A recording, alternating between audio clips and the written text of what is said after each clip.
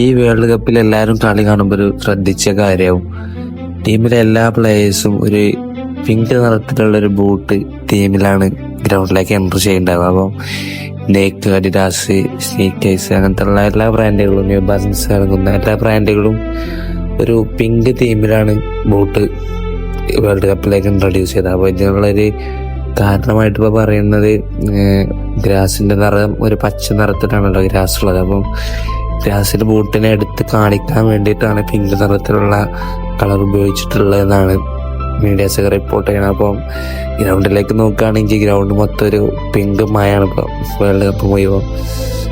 ഇപ്പോൾ അതിൽ നിന്ന് വ്യത്യസ്തമായി ബൂട്ട് അണിയുന്നത് ആകെ ഒരേ ഒരു പ്ലെയറേ ഉള്ളൂ, സാക്ഷാൽ ലയണൽ മെസ്സിയാണ്. മെസ്സിക്ക് മാത്രമാണ് അഡിഡാസ് സ്പെഷ്യലൈസ് ചെയ്ത് പേഴ്സണൽ സ്പെഷ്യലൈസ് ചെയ്തിട്ടുള്ള വേറെ കളറിൽ ബൂട്ട് ഇൻട്രൊഡ്യൂസ് ചെയ്ത് കൊടുത്തിട്ടുള്ളത്. മെസ്സി മാത്രമാവും നമുക്ക് ഈ വേൾഡ് കപ്പിൽ അങ്ങനെ കാണാൻ കഴിയുക. പിങ്ക് നിറത്തിലല്ലാതെ വെള്ളയിൽ നീല കളർന്ന ഒരു ബൂട്ടാവും മെസ്സി ധരിക്കുന്നുണ്ടാവുക. അപ്പോൾ ഇൻട്രസ്റ്റിംഗ് തന്നെയാണ് ഇപ്പോൾ ഈ ഒരു സംഭവം.